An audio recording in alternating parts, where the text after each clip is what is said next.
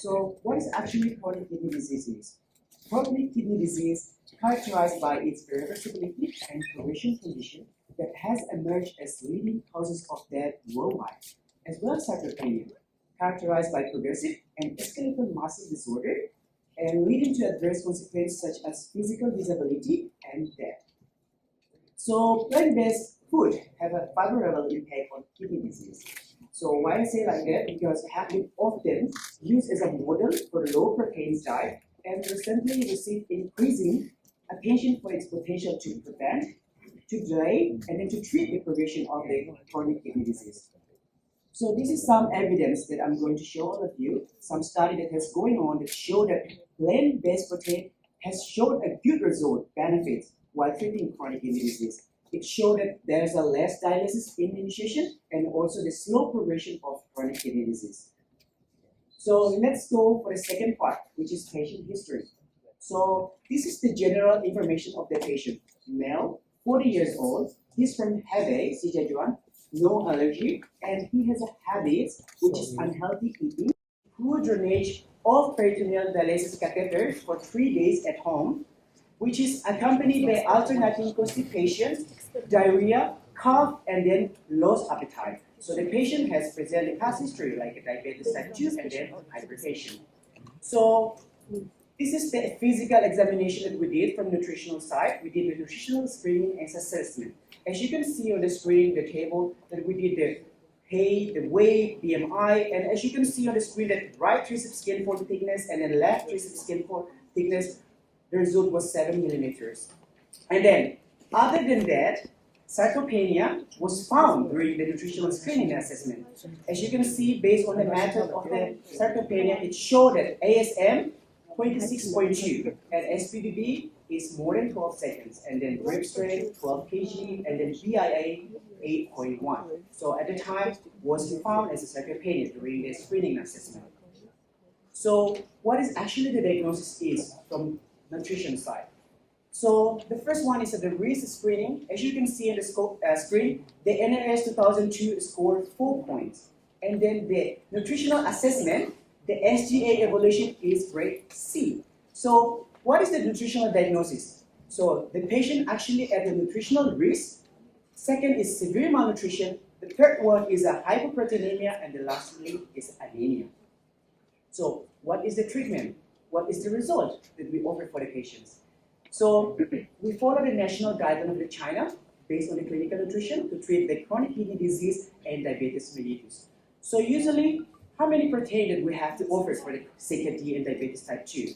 So the proposed, the suggestion is 0.6 kilogram per day, and then should have a balanced protein structure. And the most important thing is we have to increase the proportion of plant protein.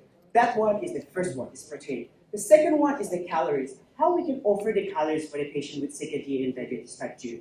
So the calories is 30 to 35 kilogram per day, and then low sugar food like fresh fruit, vegetable, whole grain cellulite.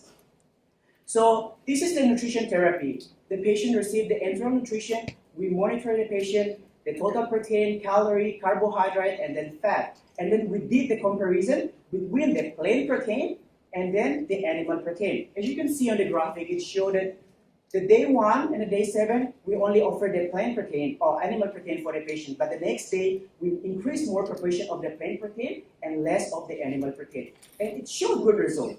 So this is the result of the patient. We monitor the result. As you can see on the screen, the total protein before the nutrition is 62.30, and after the nutrition is 68.40. Same as the pre-albumin. 79.20 before the intervention, but after the intervention is 141.30. And same as a hypersensitive C-reactive protein is 33.65 before the nutrition, and then after the nutrition it's increasing, or it's less, it's 6.37%, or the 6.37. So what is the comparison indicators between these two? So as you can see on the screen, we did a comparison. The NRS before is a 4, and then after the intervention is 2, SDA grade before is C, but after the intervention B, and then the grip strength for the left hand and the right hand is increasing. Before was 11, but now it's increased to 12.8 and 14.5. So what to say that one? What to conclude that one? It means that the patient nutritional risk reduction, decreased malnutrition levels, and the binomial grip strength is enhancement. So we did the patient monitoring for the patient. So we usually intensively monitor the patient, and as you can see on the screen, here the most that I want to point it out here is the grip strength and the tricep skin fold for the patient. It's increasing as you can see on the screen. So let's go for the last part, which is conclusion for this part. So the conclusion is the result of this study demonstrated that the protective role of plant protein in kidney disease and sarcopenia. And the second one is to provide the new evidence for physicians and healthcare providers in the treatment and prevention of CKD by using plant protein. So lastly, I'm going to point it out this question, who are us? I'm going to bring all of you a little bit to know a little bit about our department, nutrition department. So this is our nutrition department. So our nutrition department was started prepared in 2007 and in 2006 and was established formally in 2017, May 18. So our lead is a Legion. So the nutrition department has participated in the development of the guidelines policy and has achieved so many awards winning. As you can see in here, there's some achievement that we got from our department. Other than that, have personal achievement also that I achieved during my study, during my stay in Hebei, especially in hospital, in nutrition department, some achievement that I got during my study in there. So for that part, I'm going to close this presentation by today, and thank you very much for your attention.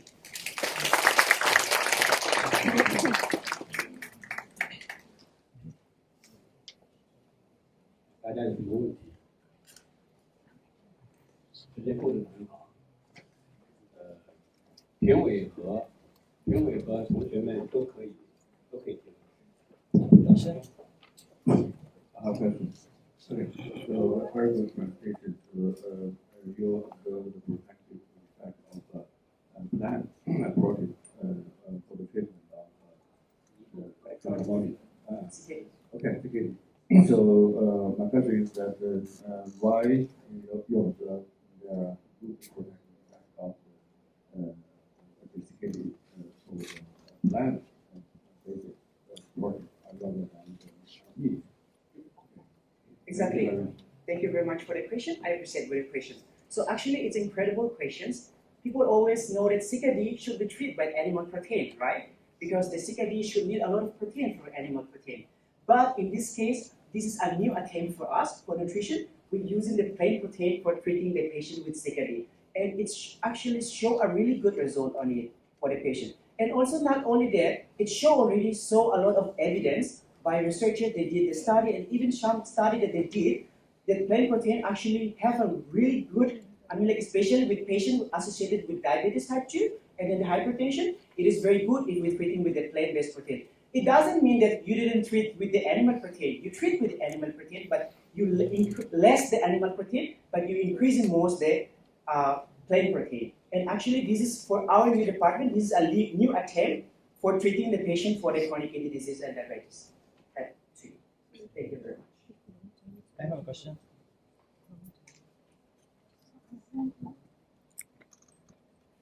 Thank you so much for presenting a very interesting case.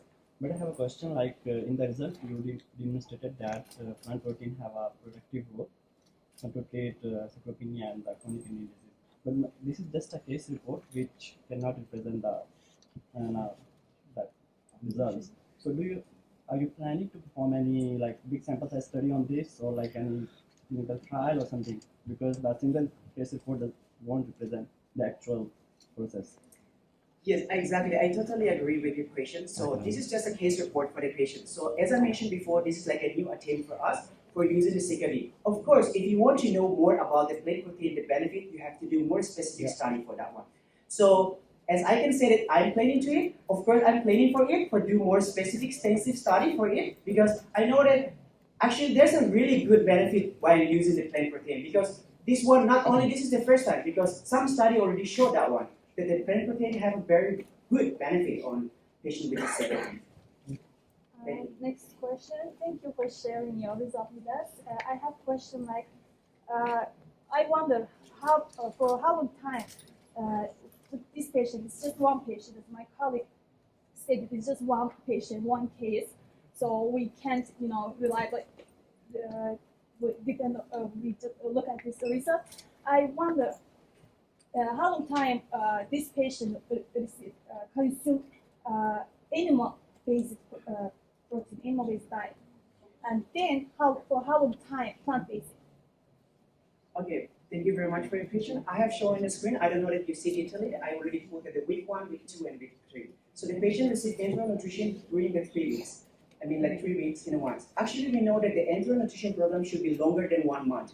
But in this case, the patient only admitted for 3 weeks, and it already showed good result, even only a short period. But can you imagine that in the long period, the patient received the enteral nutrition? I'm sure that the screen that I showed to you, the result of the patient will be increasing, will be changed. But in this case of the patient, we only did the treatment for the short period, only for 3 weeks, because the patient, once he admitted in the hospital due to the alternating constipation, diarrhea, and lost appetite, and that time the nutrition should be intervened in that time. So in this case, we only give the 3 weeks nutritional therapy program for the patient. So, sorry, for how long time did you receive animal-based diet? So for the, I can show you here. As you can see on the screen, this is show the So the animal protein, as you can see in the blue one or purple one, that one, that in the day 1 and day 7, the patients receive plain protein. After that, the next day, the day 8 until the day 23, we increase the proportion of the plain protein for the patient, and we minimize or less the animal protein for the patient. All right.